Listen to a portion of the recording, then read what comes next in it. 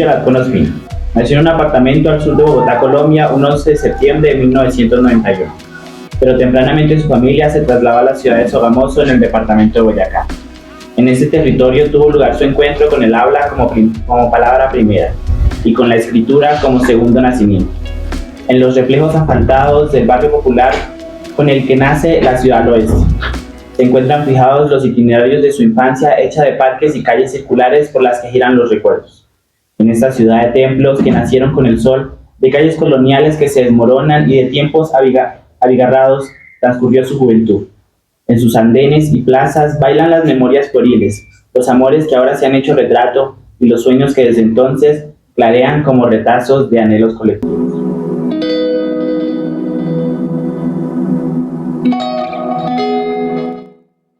Y pues la dinámica es muy sencilla. La cátedra Jaime Garzón consiste en que invitamos a alguien, esa persona nos enseña cosas y luego nosotros intentamos escribir algo sobre lo que nos enseña nuestro invitado, y además pues estamos intentando hacer la memoria aquí con estos videitos que hacemos para el canal, pues que nadie los ve, ¿no?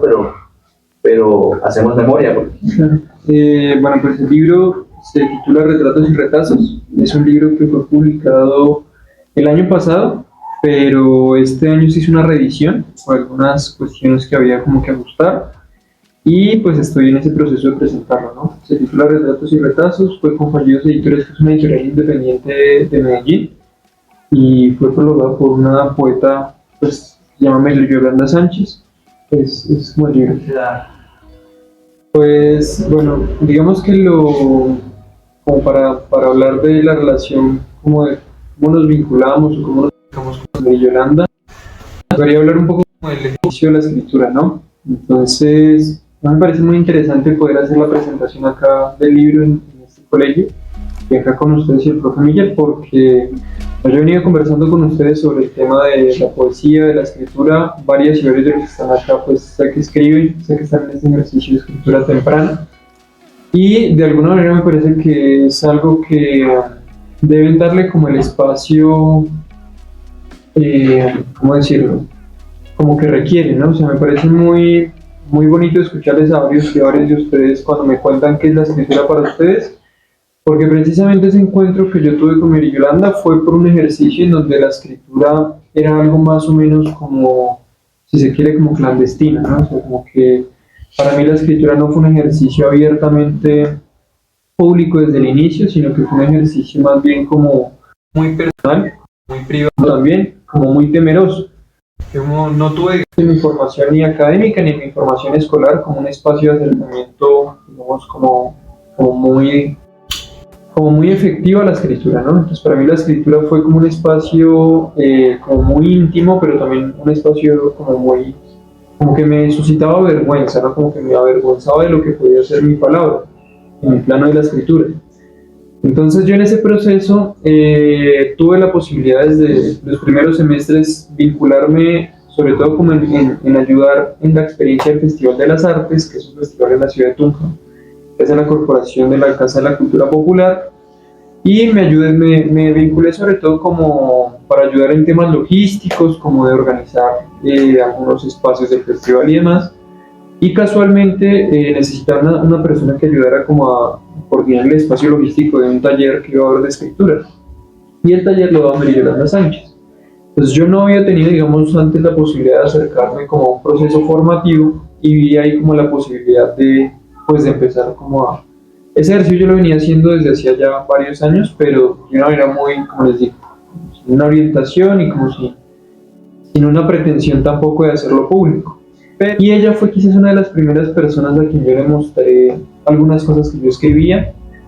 Ella fue, digamos, una persona muy rotunda, como lo rigurosa que es en la valoración de las cosas, y pues obviamente lo que yo escribía no era quizás algo muy estructurado ni muy bien desarrollado, pero ella pudo notar, lo que ella me dijo fue como que me concentrara en algunas imágenes que ella pudo ver en lo que yo le presentaba. Yo empecé como a conocer eso, y ella me dejó en uno de sus libros una pequeña dedicatoria, y me decía que más o menos ella esperaba en algún tiempo ver mi obra. En ese momento como que pues yo recibo pues, esas palabras casi que como una promesa no pactada, pero para mí era necesario entonces darle un lugar importante a eso que yo venía haciendo de una manera como muy clandestina y como muy a destiempo, de pensar que podía pues valer la pena y que a lo mejor tenía algo que decirle a las personas. Entonces ahí fue digamos como el primer encuentro que tuve con ella. Ya después nos escribíamos, o bueno, más bien yo le enviaba de vez en cuando algunos correos con lo que yo escribía, y ella como que ahí teníamos un intercambio muy espaciado en el tiempo, ¿no? O sea, como que no fue nunca un intercambio muy cercano, y ya fue recién, como en el 2021, que por una situación un poco excepcional, yo me vi como en la urgencia de recopilar algunas cosas que había escrito y organizar este texto para presentar una convocatoria, digamos, porque tenía como la urgencia de pensar que era el momento de no dejar eso como en un archivo. Y ahí ya conversé con ella me dijo que, pues yo le dije que si estaba, digamos, en disposición a lo mejor de hacer un prólogo para el libro. Ella me dijo que se lo enviara, ella lo revisó y para mí fue muy, digamos, muy emotivo porque yo le envié ese archivo, digamos, en la mañana y muy rápido ella me respondió con un escrito, y pues ella lo que me decía era que fue algo que, pues que para ella fue como muy impactante al momento de leerlo, como muy urgente también para ella escribir, como que también sentía la urgencia de entregar eso, como que era algo de urgencia para todos. Entonces como que surgió ahí el prólogo, y a partir de ahí hemos tenido varios espacios de compartir en donde pues de alguna manera para mí es como una referencia muy importante, ¿no? Por muchas razones, porque bueno, pues es una de las voces de la poesía que creo que problematiza temas. Es muy importante que la poesía aborde, pero también como por su humanidad, ¿no? Porque es una persona con unas particularidades muy interesantes, pero sobre todo con una humanidad que la desborda. Yo siento que hablar con ella es como permitirse no afectarse, o sea, su sola voz, su sola forma de hablar, de recitar es bastante, a uno lo afecta, digamos, como que lo humanamente es muy hermoso poder compartir. No sé si lo encuentra. Un taller con ella es, pues, eso fue en 2014, más o menos 2013, entonces las memorias mías no son tan lucidas, pero yo me acuerdo que un taller con ella es, digamos, en mi experiencia, ella es una persona muy rotunda, digamos, es muy certera, digamos, como que no es complaciente, no es una persona que vaya a decirle a uno cosas simplemente como para darle ánimos o sino que ella es muy seria, digamos, me parece que hace, como que respeta mucho la escritura, y ella, por lo mismo, digamos que es muy rigurosa. Recuerdo mucho que en ese taller habían personas que a lo mejor tenían como unas pretensiones como muy evidentes, y eso a ella como que le chocaba mucho, como que ella es muy, o sea, como que siento que para ella la palabra es algo como muy genuino, como que lo valora y lo respeta mucho en el sentido de la franqueza de la palabra y el porqué de la palabra. Entonces creo que es muy justa también con sus valoraciones, creo que ayuda de una manera también muy honesta a uno develar el para qué y el por qué escribe. Entonces creo que así son los talleres con ella, creo que son talleres en donde uno pues termina cuestionándose para qué está haciendo también lo que está haciendo, por qué lo está haciendo. Y ya en la parte, digamos, un poco de lo que a uno le puede aportar, yo siento que, de hecho, eso lo conversaba hace unas semanas con ella, y me decía que tenía un taller reciente, y ella me decía que ella deja mucho de lo creativo, mucho, o sea, mucho de su capacidad de creación la dejan los talleres. O sea, como que los talleres y los ejercicios colectivos que ella hace de enseñanza de la escritura terminan siendo muy absorbentes. Ella me decía que para ella en un tiempo se volvió muy difícil hacer los talleres porque cuando quería ya sentarse a hacer su proceso creativo, ya digamos se sentía que mucho lo había dejado con nosotros. Entonces yo creo que eso pues de alguna manera muestra lo que son los talleres con ella, ¿no? Es una persona que pone todo su ser a disposición también de los otros, a la vez que también hace ejercicios como muy rotundos y muy justos de valoración de los procesos que cada quien lleva. Pero ella se entrega, digamos que plenamente en su capacidad sensible y creativa, pues ayudar también en el proceso de los otros. Bueno, primero la fotografía, ¿no? Porque yo creo que la fotografía condensa mucho. O ¿sí? O sea, como que tienen todo el sentido del texto en la fotografía, porque no sé si de pronto el profe les ha contado seguramente algo de Benjamin, de Walter Benjamin. Él habla de una cuestión que son las mónadas, ¿no? Son como esas imágenes que cargan todo el sentido, casi se quede pleno de la historia. Son imágenes que condensan, como que logran condensar, digamos, toda una potencia histórica en ellas. Y esta imagen es una imagen de lo que fue el camino real de una vereda de Aquitania, que hace parte de Aquitania, que se llama Maravilla. Esa vereda es de donde es mi familia. Mi familia es de Aquitania, mi familia paterna. Yo pude conocer este lugar más o menos en el 2014, si mal no recuerdo. Mi familia salió de allá por varias razones. O sea, principalmente porque son territorios que, como muchos territorios de Colombia, pues no tienen ningún tipo de servicios, ningún tipo de derechos, ningún tipo de acceso a salud ni a educación. Mi papá, por ejemplo, estudiaba y la escuela le quedaba 2 horas caminando, ¿sí?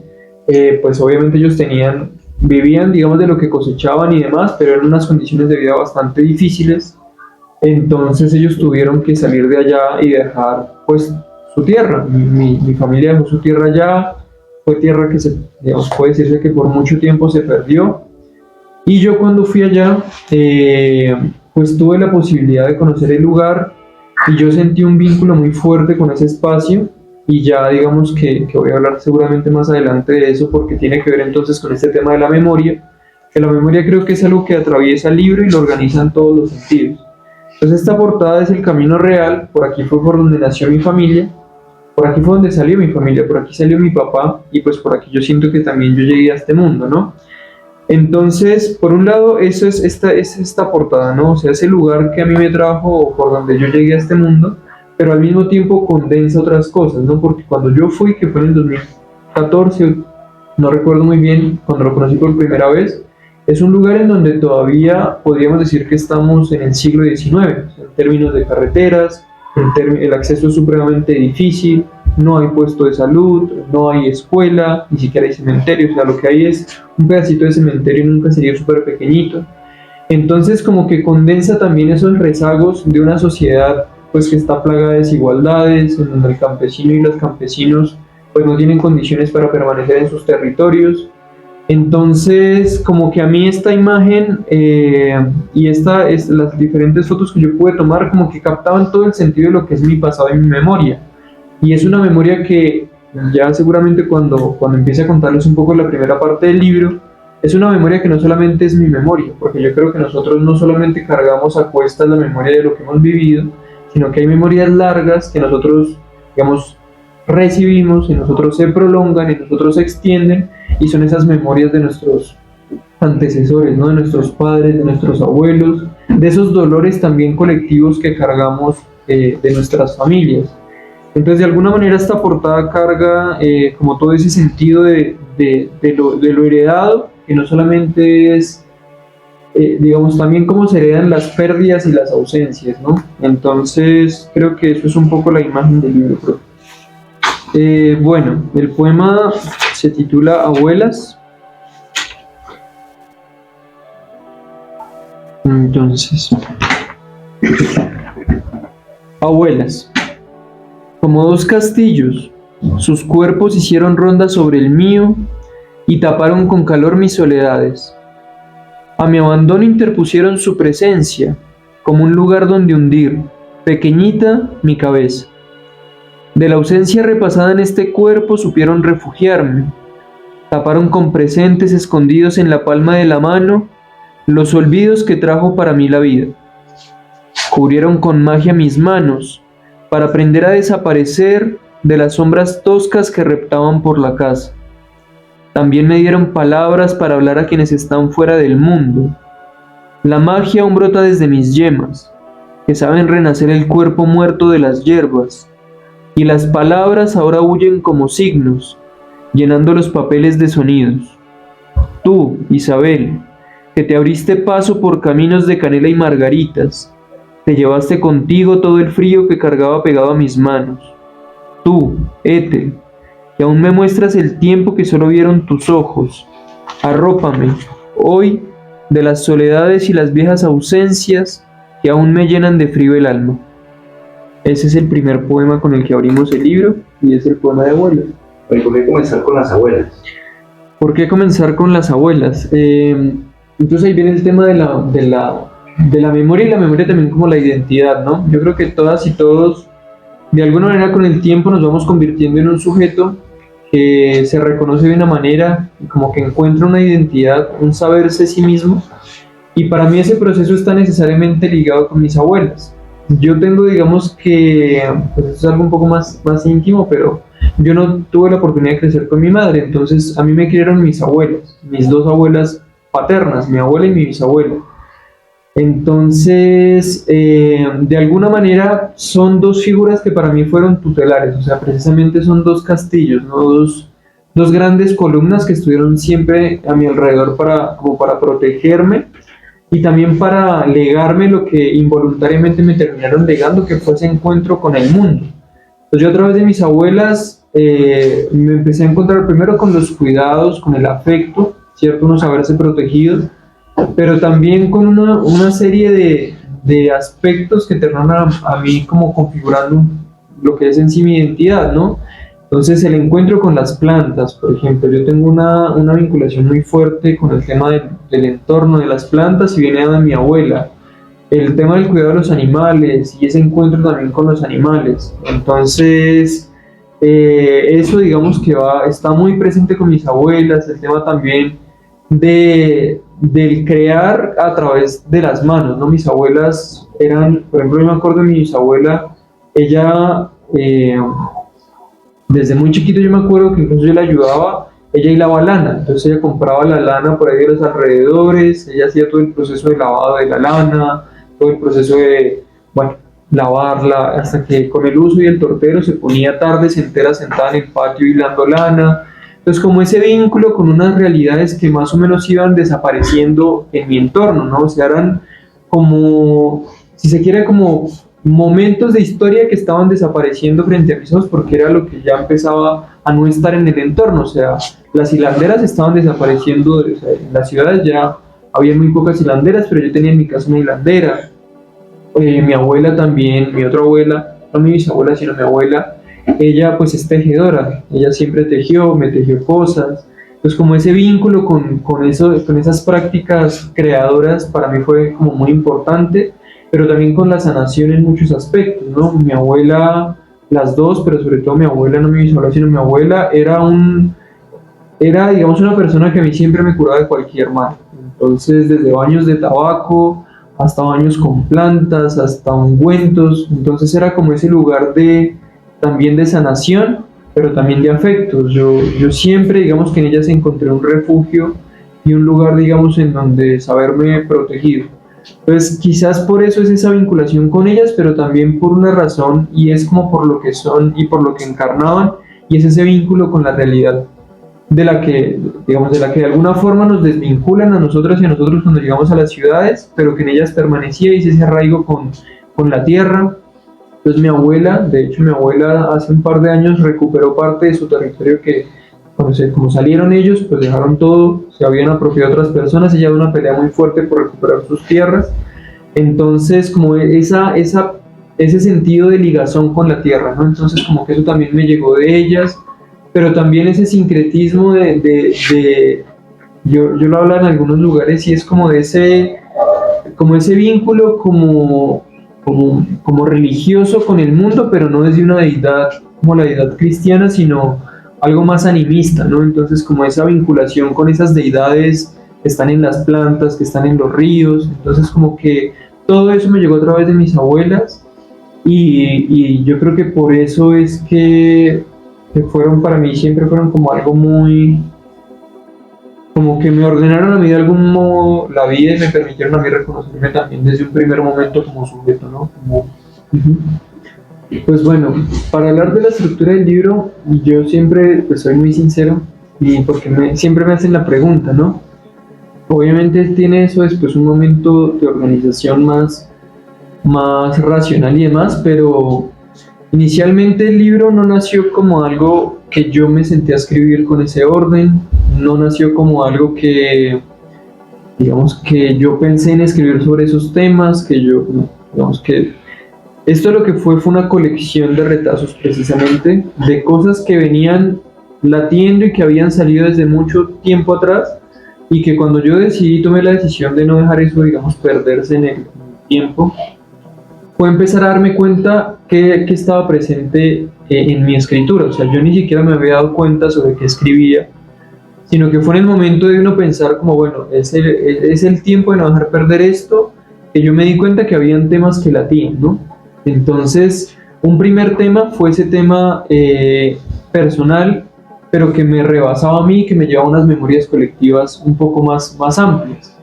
Entonces, empiezo yo, digamos, a darle un orden, y ese primer orden es el de las herencias, ¿no? Entonces, es esto que les venía contando un poco, pero que no es solamente esas herencias, como les digo, como que uno encuentra el regocijo de esas memorias cálidas, sino también esas herencias de los desgarros, de las pérdidas, de las vidas que no pudieron vivir mis familiares. Entonces, por ejemplo, el destierro de las edades, que para mí es algo muy fuerte, y es saber, por ejemplo, no sé, mi padre tuvo que salir de su casa a los 12 años, fue hacia el sur del país, hacerse la vida. Entonces es ver cómo niños no pudieron ser niños, cómo mujeres no pudieron ser niñas, cómo tuvieron que ser madres muy jóvenes. Entonces son todos esas herencias, ¿sí? Esos dolores familiares, pero que son más allá de la familia también, los que para mí estaban como muy presentes, muy presentes en lo que yo escribía. Entonces eso es lo que abre el libro, porque es como el punto de, digamos, de entrada a lo que termina siendo el libro, que es, pues eso es una exposición de mí mismo, ¿no? O sea, de alguna manera es cómo yo me vinculo y me encuentro con el mundo. Entonces, en un primer momento está ese tema de las herencias. En un segundo momento está algo que se llama alifafes, que alifafes son, podríamos decir, los achaques, ¿no? ¿Y por qué los achaques? Y es porque de alguna manera es como ese ir y venir entre lo colectivo y lo individual. Entonces después me encuentro yo, ¿sí? Después me doy cuenta que en la escritura también hay una pregunta permanente por el sentido de yo cómo siento y cómo habito el mundo. Entonces me daba cuenta que hay varias inquietudes, hay varias formas en que uno, por esas mismas herencias, uno vive y se permite estar viviendo el mundo de una manera muy afectada. O sea, como que el mundo a uno, yo lo decía en algún lugar, y el mundo siempre me ha resultado un lugar incómodo, ¿sí? Y un lugar incómodo, ¿por qué? Porque hay cosas que me resultan difíciles de aceptar, desde las desigualdades hasta los dolores de los otros, que terminan de alguna forma también incorporándose y generando unos achaques propios, ¿no? También las pérdidas y la relación temprana que yo tuve con las ausencias, ¿no? Entonces las ausencias siempre fueron algo que para mí marcaron la manera en que yo me relacionaba en el mundo y cómo yo vivía mi vida. Entonces, como que fue después de esas herencias, ver también yo qué cargaba en esas soledades en las que uno también habita, ¿no? Y que a veces le cuesta un poco habitar.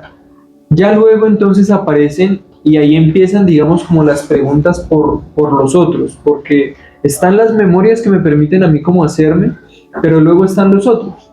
Entonces los otros son ese encuentro, digamos, con el amor, ¿no? Que eso para mí ha sido también algo muy definidor de lo que es mi identidad, de lo que soy yo mismo. Hay un autor que seguramente ustedes han escuchado o van a escuchar más adelante en la universidad, que es Hegel. Él habla de algo que es el reconocimiento, ¿no? O sea, uno cómo sabe qué es uno cómo sabe quién soy yo, ¿sí? Entonces ahorita está muy en boga, ustedes seguramente lo verán en redes, que el autoconocimiento, que la autopercepción, que el amor propio, y todo eso es muy importante, pero más o menos lo que Hegel dice, y sobre todo en el tema del amor, es que nosotros no podemos saber quiénes somos si no es a través de los ojos de los demás, ¿sí?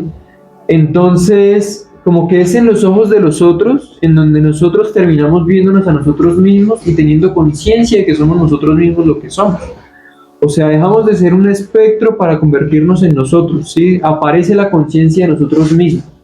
Entonces, para mí el encuentro con los amores ha sido, de alguna manera, eso. Ha sido permitirme, de alguna manera, todos esos achaques, como poder encontrar en esos otros, en ese encuentro con nosotros, un espacio también de reconocimiento un poco más indulgente, ¿no? Un espacio de reconocimiento también, el saber si uno es un ser amado, de alguna manera le permite reconocerse como un ser que es amable, ¿no? Que tiene cualidades que lo hacen amable. Entonces, un poco lo que está en esa parte de retratos, y precisamente son retratos por eso, ¿no? Porque son retratos de otras personas que de alguna manera también me hacen constituirme a mí de una forma, o sea, me han dado también un rostro, pero también están marcadas por las ausencias. Entonces ustedes se van a encontrar en el libro las siluetas, por ejemplo, no están las personas como tal, sino está lo que dejaron, y lo que dejaron pues es lo que uno lo hace, ¿no? O sea, este mismo autor que les digo habla de unos procesos, ¿sí? Que básicamente es, para yo ser algo tengo que dejar de ser algo, ¿no? Entonces, como en esos encuentros, más o menos, cada vez que alguien, por razones de la vida, terminan ausentándose, al mismo tiempo hacen que nazca algo nuevo en uno, ¿no? Y como que de esa ausencia también se genera una evocación de esa persona y de lo que esa persona deja en uno. Entonces están esos retratos como esa forma de evocar lo que son esas personas, pero también lo que son en la vida de uno, ¿no? Como nunca terminan de desaparecer y cómo de alguna manera el hecho de que no estén termina siéndolas presentes, ¿no? Es un poco lo que pasa con las personas que dejan de estar, con las ausencias. El hecho de que no esté ahí una persona hace que nosotros la evoquemos, ¿no? Hace que la recordemos. Pues no sé si ustedes han perdido, por ejemplo, algún familiar y se sientan alguna vez en una cena familiar y saben que no está ahí la persona, y el hecho de que no esté ahí la persona hace que sea justamente una razón del recuerdo. Entonces un poco es esa siguiente parte del libro, y ya la otra parte del libro, que es con la que cierro, entonces viene a ser como ese punto de conexión con la primera parte. Entonces yo, como les decía, el mundo me ha resultado de alguna manera incómodo, y yo se los decía a algunas personas, o sea, yo creo que el día que el mundo no nos resulte incómodo es porque de alguna manera estamos siendo complacientes o estamos siendo beneficiados con el tipo de mundo que habitamos. Y el tipo de mundo que habitamos no es precisamente un mundo muy amable con las personas, ni es un mundo muy justo, ni es un mundo muy afectuoso con el otro, ¿cierto? Es un mundo que discrimina, es un mundo de desigualdad. Y de alguna manera, cuando yo empecé con el tiempo, por también la escuela, los encuentros que uno tiene con los amigos, cuando entré a la universidad, pues pude empezar a ver de una forma mucho más consciente algo que yo veía desde muy joven. Y era estas desigualdades que ya no solamente eran de mi familia, sino que eran, pues mi familia eran campesinos, pero entonces ya no solo eran mi familia, sino eran los campesinos, ¿cierto? O sea, ¿cuántos desterrados tenemos en este país? ¿Cuántos desarraigos hemos vivido y hemos vivido, no solo nosotros en nuestras familias, sino nuestros vecinos? ¿Cuántos vecinos no eran de ese lugar, sino que eran de un lugar que tenían que llegar por causa de la violencia, etcétera, etcétera, etcétera? Entonces como que yo me vi que había un dolor mucho más amplio, ¿cierto? Que no era solamente ese dolor del pasado inmediato de mis familiares, sino de todas esas personas desposeídas, ¿no? Entonces, a pesar de que ya no éramos campesinos y demás, seguía habitando un mundo en donde para mí no fue fácil entrar a la universidad, sostenerme en la universidad, caminar por las calles y ver ciertos dolores, ¿no? Ver ciertas carencias que uno se preguntaba el por qué están esas carencias. Entonces, en un punto es como esa respuesta con ese impacto de uno saberse también en un dolor como tan colectivo, pero que termina haciéndose unas preguntas por una posible forma de salvación. Entonces hay algo que está muy presente y es la idea de la redención. Y es esa pregunta por cómo nos redimimos desde la memoria, ¿cierto? Pero también cómo es una redención colectiva. O sea, cómo nosotros no, o sea, cómo terminamos de alguna manera encontrando en ese espacio común, en ese nosotros, en ese con los otros, una posibilidad de redención. Pero no solamente redención de nosotros, ¿cierto? Sino también redención de los que nos antecedieron. Entonces, ¿cómo yo redimo a través del recuerdo los dolores que tuvo que vivir mi familia, ¿cierto? ¿Cómo yo redimo a través de la palabra y nombro lo que no se nombró antes? Entonces, un poco ese es como el hilo del texto, ¿no? Como un encuentro conmigo, un encuentro con los otros y una aspiración también de redención, pues de cómo habitamos y de lo que habitamos. Es un poco como el hilo. Sí, de hecho, como lo dice el profe, La escritura, dependiendo cómo se cree, pues yo, como les digo, no soy muy nuevo en este tema de hacer estos ejercicios públicos, pero precisamente para mí, de hecho, hay un poema, ¿sí? Que es que creo que no lo tengo por ahí a la mano, pero que cuestiona el ejercicio de la escritura, ¿no? Porque es la pregunta de yo para qué escribo y para qué comparto lo que escribo, porque inicialmente eso no nació como un ejercicio para compartirse, sino nació como algo que permite sobrellevar la vida, ¿sí? O sea, como que la escritura como la posibilidad de seguir existiendo, o sea, como que sin la escritura no hubiese sido posible continuar, más o menos. Entonces, hay algo que de hecho hay un autor también italiano, que es de apellido Portelli, y él dice que a veces los testimonios no son audibles. O sea, hay momentos en que una persona habla, pero lo que dice no es el tiempo para que los otros lo escuchen, ¿sí? O sea, como que por más de que la persona diga, los otros no lo van a escuchar porque lo que está diciendo no quiere ser escuchado. Y yo siento que durante mucho tiempo mi palabra para mí permaneció como algo inaudible. Entonces, ¿cuándo tomo yo la decisión de hacerla audible?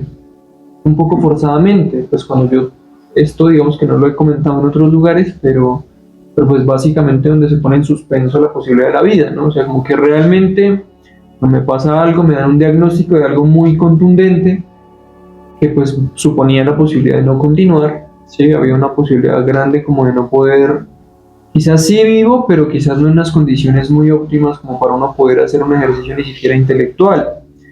Entonces es ese momento cuando yo digo, bueno, pues ¿qué voy a hacer con todo esto que he escrito? O sea, puede que después no pueda volver a escribir nunca nada, ¿sí? Porque está la posibilidad. Entonces yo como que decido organizar. Entonces ese es el primer, por eso les decía que hay unos azares, ¿no? O sea, después fue cuando ya tomó como una lógica y como una organización posterior, pero inicialmente fue una urgencia. Y yo creo que esa urgencia también está en el prólogo de Mary Yolanda y está a lo largo de todo el libro. Entonces, el libro está atravesado por ese encuentro también con esa, ¿cómo decirlo? Con esa experiencia con la que no estamos habituados a relacionarnos. Y es de hecho una experiencia que para mí ahora es diferente. ¿Cómo nos relacionamos con el tema del cuerpo primero? ¿Cierto? El cuerpo para nosotros es una cosa que está casi que ausente.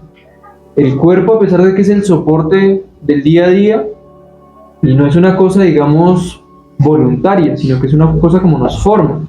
Ustedes cómo están sentados ahorita, ¿cierto? Ustedes, ¿cómo les han educado el cuerpo desde que han crecido?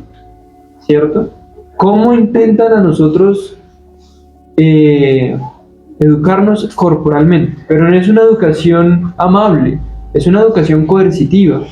El cuerpo también está en retirada, ¿no? El cuerpo tiene que no estar presente. Ocultemos el cuerpo, es lo que nos dicen, ¿cierto? Si a ustedes les pica, no se rasquen. Si a ustedes les duele, no se soben, ¿sí? No sientan su cuerpo. Entonces no estamos habituados a sentir el cuerpo. Y cuando el cuerpo aparece, ¿cierto? De una manera un poco brusca, porque aparece con dolores, aparece con calambres, aparece como ausencia también, ¿cierto? Entonces es un encuentro muy fuerte. Cuando aparece la muerte también, ¿cierto? Es difícil. No estamos habituados a pensar en la muerte. La muerte es el silencio. Cuando nosotros vamos a, no sé, un familiar está enfermo y nosotros nombramos la muerte, nos dicen cállense, no digan eso. Es como si la invocáramos, ¿cierto? Entonces, el cuerpo, los dolores, la muerte, la pérdida, las ausencias, son cosas que no se nombran, ¿sí? Y la experiencia de empezar a ver y tener que nombrar cosas que no nos han enseñado ni a ver, ni a sentir, ni a nombrar es muy fuerte. Y de alguna manera eso está puesto acá en el libro, ¿sí? El presentir, el habitar al lado con la muerte, ¿sí? Es algo que uno pues no está acostumbrado. Pero con este paso del tiempo y con esta experiencia que yo he tenido, digamos, de relacionamiento con estas realidades en las que todos nos vamos a encontrar, porque es que es algo humano, ¿sí? Pues a mí me ha permitido tener una nueva relación. Seguramente, de hecho yo he escrito cosas, ahorita de pronto les comparto algo, que no están en este libro, pero que es una experiencia diferente con el cuerpo, ¿sí? Es una experiencia diferente con la muerte también, con las ausencias. Entonces, sí es difícil habitar con la idea de de la finitud no es fácil, porque es algo que es algo en lo que uno nunca quiere pensar, ¿cierto? O sea, la finitud, el momento del cierre, el momento de que los procesos se acaban, ¿cierto? Entonces, por supuesto, profe, eso está presente en ello. Pues, yo creo que depende de donde uno lo mire, de donde uno se para a mirarlo, profe, pero inicialmente, hablando con este tema de ser joven, ¿no? Que es lo primero que se me pregunta, que sí me parece que es importante, porque pues yo podría decir que también soy joven, ¿no? Que ya legalmente no, que tiene una edad, ¿no? Hasta los 28, pero uno vive muy holgadamente la vida, ¿no? O sea, como que uno va por la vida y está muy bien, porque tampoco creo que uno tenga que estar urgido de vivirlo todo ya por el tema de la finitud, pero sí creo que nosotros no somos conscientes de lo fugaz y de lo efímero que es el tiempo y los procesos, ¿sí? Entonces yo, por ejemplo, me arrepiento mucho. Yo viví mucho el colegio, ¿sí? Lo viví mucho. Tal vez no académicamente, ¿sí? Lo viví en otras realidades. Conocí muchas cosas, compartí con muchas personas. No fui un referente, digamos, académico, perdí muchos años en el colegio. Pero digamos que de alguna manera sí viví sabiendo que era necesario como vivir mucho, ¿sí? Hasta el punto que yo, cuando me enteré de estas cosas, me decía a mí mismo, bueno, puedo decir que ya viví muchas cosas, o sea, a pesar de ser joven, siento que está bien, o sea, pude vivir muchas cosas, pero entonces me di cuenta con esa experiencia que sí es necesario preñar de vida el tiempo. O sea, nosotros estamos habituados, y es un conflicto como muy fuerte que a lo mejor no nos damos cuenta porque no lo cuantificamos y demás, pero hacer del tiempo el tiempo muerto, ¿no? O sea, es el tiempo para, no sé, durar 2 horas pasando videos en el celular, ¿no? O acostados viendo cualquier cosa. O sea, es la necesidad de matar el tiempo, es la necesidad de hacer del tiempo algo que se vaya rápido. Y yo lo que sí les digo es que hagan de la vida algo que ustedes sientan que cuando llegue el tiempo del cesamiento, ustedes digan, estoy tranquilo porque hice de la vida algo, ¿sí? O sea, como que no permitan que el tiempo se muera en sus manos. O sea, no matemos el tiempo, ¿sí? Que es lo que decimos a veces, hay que matar el tiempo con cualquier cosa. O sea, yo sí les diría, no lo maten, llénenlo de vida, ¿sí? Con lo que ustedes quieran hacer. Yo no creo que sea prudente que a nosotros nos prescriban cómo vivir la vida. O sea, que nos digan, lo importante es esto. Lo importante es lo que ustedes consideren importante. ¿Qué? Ustedes lo sabrán. Pero sí hagan de eso importante algo que llene su vida, ¿sí? O sea, como que llene su tiempo más bien. O sea, no dejen que el tiempo se les muera. ¿Sí? Llénenlo con lo que para ustedes es importante. Eso es lo primero que yo les diría. Lo segundo ya tiene que ver con el tema de la escritura. Y yo siento que hay algo que para mí es muy importante, porque no solo es la escritura. Para mí es la posibilidad de expresar, ¿sí? O sea, hay gente que lo hace desde la escritura, ¿cierto? Como muchos de ustedes acá. Eso me parece maravilloso. Lo que ustedes me han dicho, ¿no? Personas aquí con las que yo he hablado y me han dicho que es la escritura para ustedes. Para mí ha sido muy bonito, porque es que es eso. O sea, para muchos es la posibilidad del decir, y la posibilidad del hablar, la posibilidad del ponerse uno o sea, de plasmarse uno de alguna manera en su emocionalidad. Pero también están muchos otros lenguajes, ¿no? Está el lenguaje visual, está el lenguaje gráfico. Yo lo que sí creo es que tenemos, miren, hay algo que es para mí muy importante, y es que la palabra, la escritura, el dibujo, las artes no están democratizadas. O sea, como les digo, yo pude acceder a talleres por una casa de la cultura popular que hace talleres públicos y abiertos en ciertos momentos, gratuitos. Pero si no, y ellos también hacen cursos de fotografía, de dibujo, de caricatura, y en últimas este tipo de lenguajes lo que son herramientas para poder expresar el mundo, ¿sí? Expresar nuestra forma de relacionarnos con el mundo. Entonces lo que yo sí les diría es que entre más herramientas tenga uno para expresarse, pues mayor capacidad de, ¿cómo decirlo? Como de salir de sí mismo uno tiene, ¿cierto? Miren, yo me acuerdo, volviendo a mis abuelas, mi bisabuela 80, ella murió de 98 años, pero me acuerdo de 80, 85, 90 todavía aprendiendo a escribir y sola. Y me acuerdo de sus cuadernitos de planas de vocales, ¿sí? Porque jamás tuvo la posibilidad de la palabra. Y para mí es muy fuerte, ha sido muy fuerte este proceso, por ejemplo, de presentar el libro, y ni siquiera dando los espacios públicos, sino cuando he empezado a hablar con mi familia de estos temas, porque jamás, o sea, como les digo, mi familia, o sea, mucha gente el año pasado se enteró que yo escribía, o sea, nadie lo sabía, menos mi familia.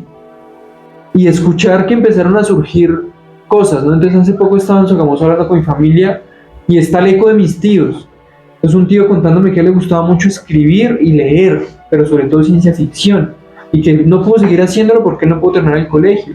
Y que después él dijo, pues eso se fue para mí la lectura porque pues ya uno el tiempo no le da tal. Otra tía, una de las la mayor de mis tías, entonces ella contándome que a ella le gustaba la escritura, entonces me enteré que el hermano de mi abuela fue profesor en la escuela allá en Bombita y Maravilla y que tenía un club de poesía y que a mi tía le gustaba la poesía, pero ella solamente pudo hacer creo que primaria. Entonces ella me decía que tenía un poema y que lo guardaba ya y que lo iba a buscar porque... Entonces la posibilidad, más bien la imposibilidad que tuvieron es escuchar a muchos familiares que decían, si yo hubiera podido estudiar, si yo hubiera aprendido a escribir, ¿sí? O sea, ellos sienten que se les arrebató algo que les hubiera podido permitir expresar algo que no han podido expresar en el mundo. Entonces yo lo que sí les digo es encuentren el lenguaje. Yo no les puedo decir que sea necesariamente la poesía, porque hace poco, por ejemplo, el año pasado conocí a un chico que él hacía poesía, pero en lo que hacía yo le sentía una capacidad, era narrativa impresionante. O sea, a mí me dibujaba muchos escenarios, pero no en imágenes poéticas, sino en descripciones. ¿Sí? O sea, me pasaba a mí un cuento y yo decía, puede ser un narrador, ¿sí? Pues no sé si la poesía sea la obligación. Puede ser la narración, puede ser la posibilidad de plasmar en dibujos, puede ser la posibilidad de fotografiar y captar cosas que no ven otros, ¿cierto? O sea, lo que yo sí les diría es que encontremos en el lenguaje, en sus diferentes formas, una posibilidad de habitar este mundo y de llenarlo del sentido que nosotros le damos. Porque yo creo que cada quien percibe el mundo de una manera y los lenguajes lo que nos permite es darle una forma y expresarlo con nosotros. Entonces sí les diría como que hay cosas que nos insensibilizan, ¿sí? Y es esta posibilidad de matar el tiempo, con diferentes cosas, ¿no? Desde las redes, los teléfonos en adelante. Y es como lo que debemos evitar, perder la sensibilidad ante el mundo, ¿sí? Y dejarnos afectar por el mundo y encontrar las herramientas para poder nombrarlo y expresarlo según como lo sintamos. Barruntos. Aunque inútil, esta caravana de catástrofes, todas en medio de esta lejanía que duele, me ponen como nunca, de cerca, el ruido de la muerte. La sé próxima, por una premonición prematura, un sentir casi esotérico y urgente despedida. Di abrazos calculados, recorrí los rostros, sabiendo en silencio que en adelante solo serían recuerdos. Abracé la pequeña vida que apenas brota en este mundo, sentí su ingenua despedida, esa caricia sagrada que me puso en la mejilla. Corrí buscándoles, queriendo copar cada rostro donde seguramente sabrá posarse, la pena de la ausencia cuando se sabe definitiva. No quise olvidar a nadie, no lo hice, pero fueron incompletas las despedidas. Cada encuentro fue un suspiro, un aire nuevo para la memoria, saber que traía tiempo nuevo para repoblar la imagen, que aquí me queda de sus ojos, repasar caminos y paisajes, reavivar el lugar compartido. Cada despedida fue con prisa, ninguna logró estirar el tiempo a la medida justa, todas se dieron sin querer ser lo que eran. Ahora que bailo en una misma casa con la muerte, que la escucho dando pasos, avisando en los maderos que se cuelgan como piso, que me acompaña paciente cada noche. Ahora que la descubro abriendo puertas, cuando la noche llora en un aguacero incontenible y triste, no sé ya qué sentir. Acá el miedo brota torpe por la garganta, cortando el aire que desde hace días ya me falta, se cierne sobre el pecho, me aprieta los ojos en una sequía de lágrimas.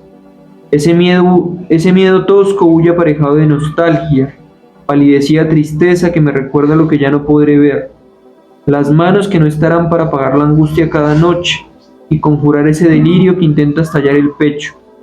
La nostalgia me pone enfrente cada cosa, la casa de la abuela y la niñez, el parque nuestro, esas calles asfaltadas de naranjos, flores de tilo y poleo. Me trae también la sonrisa infante que se esconde en los ojos de mi viejo, la pueril inocencia que le pervive, el cuidado franco que me posa encima con cada abrazo, su dolor ahogado y su vida necesitada. Llega todo atiborrado. El lindero y el carreto.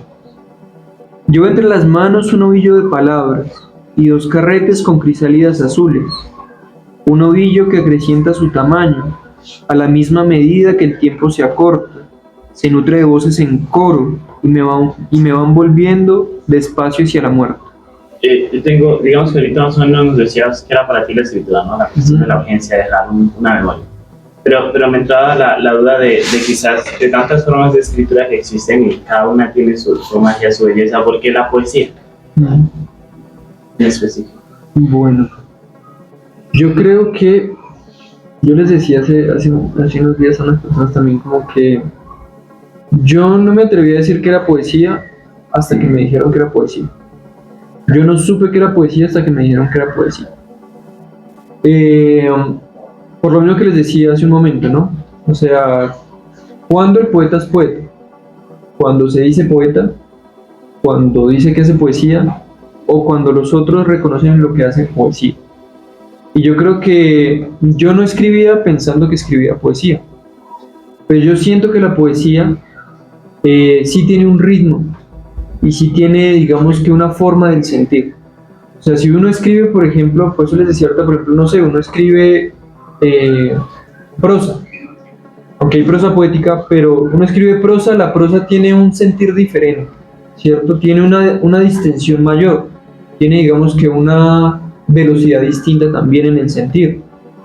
Lo que yo escribía siento que tiene la condensación, o sea, como que condensa, o sea, es algo que de alguna manera, por un lado está lo que guarda, ¿no? Porque la poesía nunca dice todo.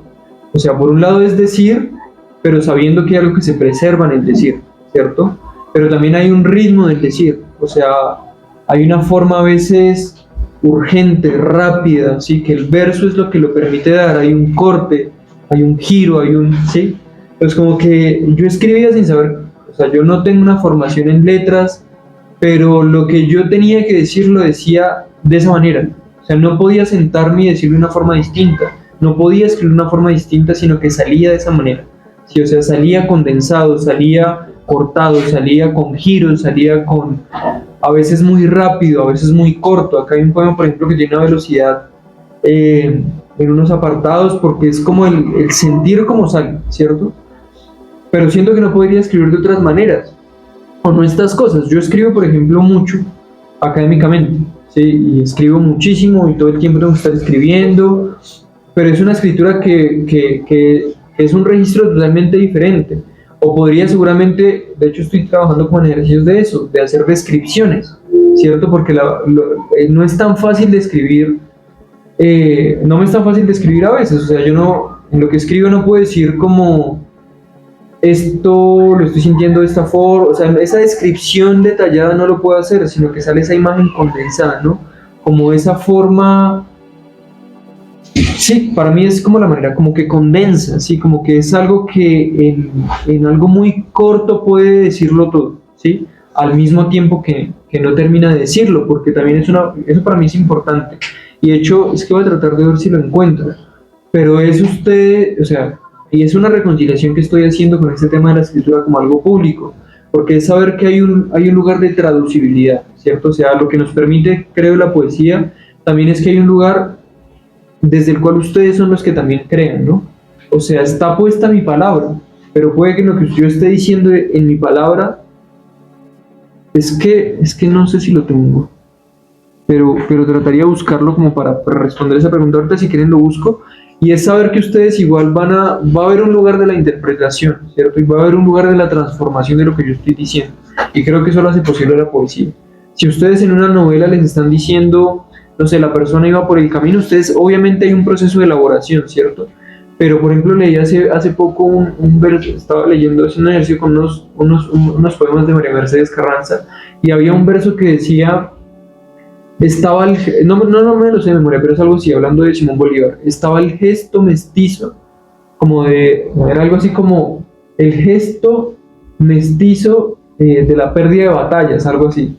Y yo decía que, o sea, esa imagen me parecía muy potente, porque a mí o sea, no me mostraba solamente a Bolívar, sino me mostraba, digamos, todo ese mestizaje que hay en América Latina y como, ¿sí me entienden? Y como atravesado además por la historia de las pérdidas y las muertes y demás. Entonces creo que es muy diferente eso a hacer la descripción de un rostro. Entonces creo que ahí está un poco, ¿por qué la poesía? Primero porque es la manera en que estaba expresada lo que yo tenía que expresar. Y segundo porque ya después me he dado cuenta que es algo que permite expresar de una manera también muy particular, ¿cierto? En donde se dice, pero también se reserva al mismo tiempo. Precisamente hilando un poco las cosas que les he dicho, sobre la escritura como algo universal y como un derecho también, como algo que nos asiste a todos, no solamente a los profesionales de la escritura. Igual ahorita quiero hacer una previsión frente al tema de la muerte, pero la otra pregunta era la humanización, ¿cierto? Por medio de la poesía, yo creo que sí, o sea, yo creo que, o sea, como les decía ahorita, o sea, nosotros, o sea, ¿qué nos hace humanos? Sería la pregunta, ¿no? ¿Qué nos diferencia de otras especies? ¿Sí? Y yo creo que mucho de eso tiene que ver con el lenguaje. O sea, el lenguaje y la creación de significados es lo que nos diferencia y lo que nos ha permitido constituirnos como humanos, crear cultura, ¿no? O sea, el lenguaje. Entonces yo siento que por medio de la poesía, y por medio más que de la poesía, como les digo, de la escritura, o sea, me he podido reconocer, como les dije, o sea, cuando empecé a organizar un texto me di cuenta de cuáles eran algunas de mis principales preocupaciones, ¿no? Entonces ahí quiero hacer una precisión con lo que decía la muerte. A mí la muerte o el aviso de la muerte me llevó a la urgencia de querer organizar lo que había escrito, pero yo venía escribiendo desde hacía muchos años. Entonces de alguna manera lo que me permite a mí la escritura, primero, como dice el profe, es un salvavidas, o sea, realmente siento que hay cosas que ni siquiera diciéndolas verbalmente se pueden decir, ¿cierto? Hay cosas que son indecibles y la palabra escrita termina siendo un lugar en donde poder volcarse uno en su humanidad. Pues efectivamente es un lugar de humanización, pero también es un lugar de refugio, pero también es un lugar de compañía. O sea, hay momentos de soledad en donde solamente nos queda la palabra. Entonces, yo creo que sí, incluso es una forma de conjuro, ¿no? O sea, de conjurar el silencio. A mí frente a eso me han hecho cuestionamientos en varios momentos, como, pero bueno, el silencio es necesario para la poesía. Y digo, y sí, seguro, pero hay silencios que son demasiado rotundos, y a veces la única posibilidad de quebrarlos es la palabra, o sea, donde no hay quien lo escucha a uno, pero poniéndolo acá, es uno, si se quiere ponerse uno en un espejo, ¿sí? O sea, es como dejarse uno en tinta. Entonces, obviamente es un lugar de humanización, es un lugar de reconocimiento de uno mismo también, de refugio. O sea, yo creo que la palabra es salvación, lo que decía el profesor, es la posibilidad de no caerse en el abismo, más o menos. Eso te podría decir frente a eso. La otra pregunta era Karen. Entonces, Karen, me preguntabas como, ¿qué viene después de publicar? Yo creo que esa es una pregunta interesante porque viene la pregunta también y la hilo con lo que tú me preguntabas. La primera, yo creo que la palabra es un yo lo digo, es un derecho, ¿no? Pero también es algo que nos ha sido negado. O sea, no todos y todas tienen acceso a la misma formación, no todos y todas tienen acceso a la misma escritura, a las mismas lecturas, y por eso es tan importante lo que yo creo que es el profe Miller con ustedes. O sea, realmente uno poder conocer la palabra, ¿sí? Lo que les decía que le negaron a algunos de mis familiares, o sea, no pudieron acceder a la palabra, ¿cierto? Pues lo primero es que es algo que nos pertenece a todas y todos y debemos apropiarnos de la palabra. Entonces, eso es algo que nos está ahora. Yo creo que cuando uno arriesga su palabra y la pone en circulación con los otros, también tiene que asumir un compromiso, ¿no? Y es el compromiso del respeto por la palabra, que es en lo que yo siento que estoy ahorita. Y es saber que si bien no tuve una formación en letras, que si bien no me formé en estos campos, sí es importante empezar a formarme en la escritura. O sea, empezar a aprender más sobre escritura, empezar a aprender más, porque en últimas el ejercicio de la escritura también es un oficio y es un trabajo y es algo que merece dedicación. Entonces creo que una de las primeras cosas cuando yo me arriesgué a poner esto en público, que me costó mucho, fue decir como, bueno, me toca corresponderme también y empezar a estudiarlo, porque hay gente que le dedica toda su vida a esto, y yo no puedo libremente, digamos, estar haciendo un ejercicio sin tomarme el tiempo también para reflexionar sobre lo que estoy haciendo, ¿sí? O sea, bueno, cómo estoy escribiendo. Ya esto fue un ejercicio de poner a circular algo que venía latiendo desde hace mucho tiempo, pero ahora es empezar a mirarlo desde otras ópticas, ¿no? Empezar a preguntarme, y entonces, primero es eso, como llenarme de más herramientas, creo yo, y esto es importante, o sea, poder conocer qué más hay, ¿cierto? Empezar a leer más autores, porque ha sido para mí muy interesante ver todas las posibilidades que hay para decir, ¿cierto? O sea, como que en un momento yo escribía como una necesidad, yo lo he dicho a veces, es como un regurgitar, es como algo medio vomitivo, ¿cierto? Pero en un punto, cuando uno quiere hacer también de esto un proceso creativo, tienen que haber otros elementos, tiene que haber, conocer otras formas del decir, tener más herramientas para poder decir, y ahí ya viene entonces lo que sería para mí en lo que estoy, ¿no? El después de haber publicado algo. Lo primero es pensar en una escritura intencionada, ¿no? Entonces, ya no solamente el momento de, digamos, porque para mí es casi que un rito del sentarme y dejar que salgan cosas que no pueden salir de otra forma, sino también cómo puedo sentarme y crear algo intencionadamente. Entonces yo estoy en ese proceso sin llegar a ser algo forzado, porque para mí la escritura, ese mismo respeto, no solamente van las formas, sino también en el lugar que tiene en mi vida, ¿no? O sea, yo no quiero hacer de la escritura algo, no sé, forzar a que algo salga escrito, no, o producir por producir más libros, no, para mí es como descubrir un poco más cómo decir, pero también ver cómo puedo hacer de la escritura una herramienta para decir sobre temas que de pronto no sean solo míos. Sí, para mí ha sido muy difícil la palabra colectiva, y es algo en lo que yo quiero explorar, ¿sí? Porque siento que es un lugar desde el cual también uno hablar sobre lo común, pero también hacer un ejercicio de ironía, de reivindicación, de sátira, de exigencia, de denuncia, ¿no? Entonces como que yo creo que para mí viene eso, o sea, como explorar un poco más qué puedo hacer con la palabra y saberle dar también su lugar y reconciliarme un poco con que la palabra no me pertenece ya solamente a mí, pues que eso sí me ha costado mucho, o sea, saber que ustedes la van a traducir y que es legítimo que la traduzcan. Y frente a recomendaciones, pues yo les recomiendo mucho que empecemos a conocer, o sea, yo creo que hay grandes autores y autoras y es muy importante como conocerlas y conocerlos, pero también creo que es importante empezar a conocer lo que está pasando en nuestros entornos. Para mí fue una sorpresa, súper sorpresiva, profe, conocer a Julio Daniel Chaparro. Él nació en Sogamoso. Yo me siento más sogamoseño que cualquier otra cosa. No tenía ni idea quién era él, ¿sí? Cuando me encuentro, porque me invitaron a la biblioteca Julio Daniel Chaparro, que está en Sogamoso, que la está organizando Diana Orduz, que es una biblioteca comunitaria, y yo le pregunto, Diana, ¿quién es Julio Daniel Chaparro? ¿Por qué lleva el nombre? Me dice, ¿no sabes quién es Julio? Yo le dije, no sé. Y me leyó un poema, y yo quedé impresionado, o sea, realmente fue un encuentro inmediato, un vínculo que tuve inmediatamente con ese poeta. Entonces yo les diría que empecemos a conocer lo que está más en nuestros entornos, ¿cierto? Alguna vez yo me enteré que aquí habían en Duitama señoras que hacían círculos de poesía, que escriben porque necesitan también escribir, entonces empiecen a conocer qué hay acá. Entonces, por ejemplo, yo conozco al profe Milla, empiecen a leer la poesía del profesor Milla, pero también qué está pasando, no sé, en Sogamoso, en Tunja, que está la profesora Milena Corredor, que también es profesora de colegio, en la normal de Tunja, Ángela Briceño, digamos, como lo que está pasando en Boyacá es importante que lo conozcamos porque es darle valor y es creer que todos podemos hacer arte, ¿sí?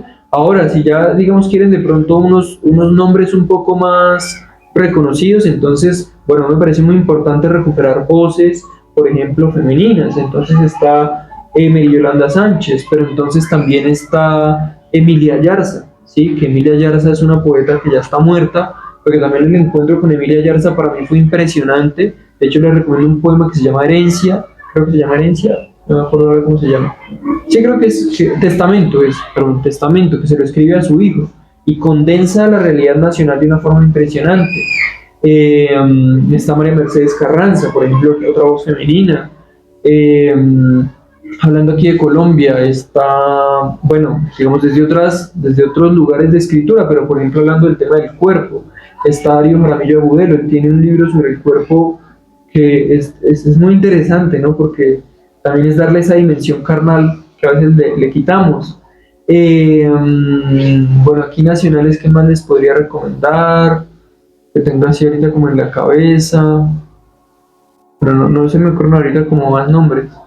Pero lo que pasa es que así como que se me ocurren rápido, si no lo tengo como previsto, no se me ocurre, pero bueno, lo que tengo ahorita en la mesa de noche, está de Nariño, Mario Erazo, también es muy interesante, tiene temas que son a veces un poco conflictivos leerlos, ¿no? Como que uno lo confronta, pero es interesante. Una escritora también colombiana que de hecho tiene una escritura, a ella le detectaron un tumor en el área del lenguaje, es de apellido Lara, es que no me acuerdo ahorita cómo, si es Lara o Gómez. Bueno, es muy interesante también esa escritura sobre los dolores del cuerpo.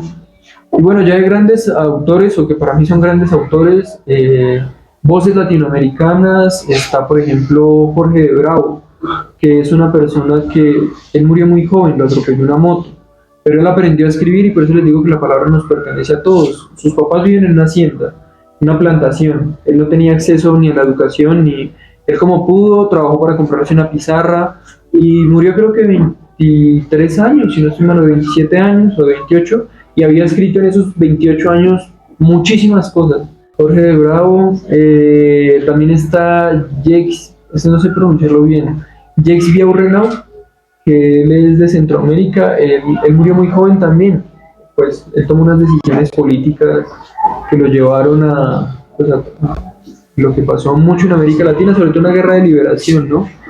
Pero tiene cosas muy hermosas. Está Roque Dalton, que para mí es quizás de los poetas más impresionantes que tiene América Latina. Bueno, un escritor que no es poeta, es cronista, pero que me parece que tiene en este tema de las descripciones y de la capacidad de, además que recupera mucho el lenguaje común. Pedro Lemebel, me parece que hace cosas increíbles, o sea, y tiene por ejemplo crónicas que son cortas. Ustedes que hacen crónicas también son las que ve crónicas, ¿no? Claro que él escribe de temas que a veces son un poco chocantes, pero muy recomendado Lemebel. Bueno, así como que tengo ahorita como en la cabeza, a ver, sigo mirando en mis mesas de noche que tengo ahorita.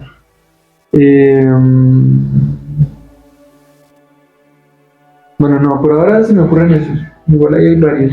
Pero sí, o sea, vean en Colombia hay mucha poesía. Andrés Guerrero, por ejemplo, es un músico también que hace 3, 4 días estuvo en Tunja, músico y poeta.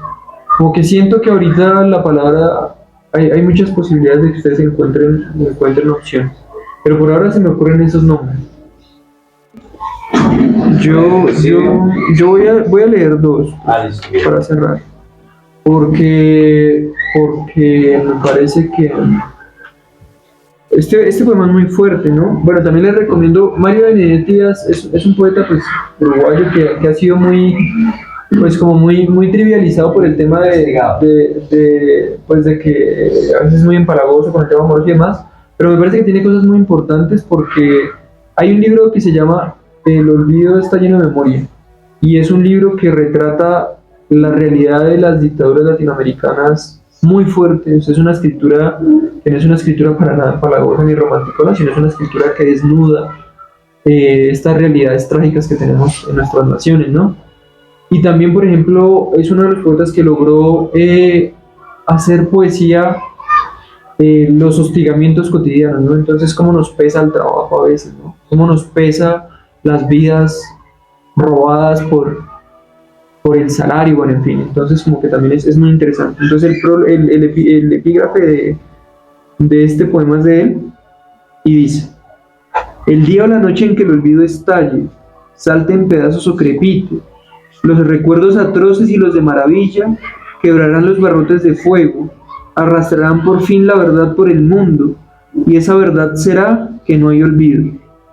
Mario Benedetti. El poema se titula Genocidio. No lograron el aniquilamiento, no despoblaron la tierra de nuestras almas, no secaron definitivamente nuestra sangre, pero en su orgía de barbarie sí apagaron los fulgores y nos dejaron librados a la aterradora desmemoria. Este es un poema pues que claramente está escrito para la Unión Patriótica, pero hay algo que, bueno, hay uno que para mí es muy importante, porque como les digo también es la posibilidad de hacer, es lo que ustedes hacen acá, ¿no? Es lo que ustedes hacen en la plaza, es lo que ustedes hacen con cada trabajo que realizan aquí con el proyecto Nemocine, y es este tema de la redención, ¿no? Que para mí es muy importante. O sea, realmente hay que redimir, ¿sí? Y se redime nombrando, y se redime recordando, y se redime haciendo justicia con esos relatos que se silenciaron en algún momento.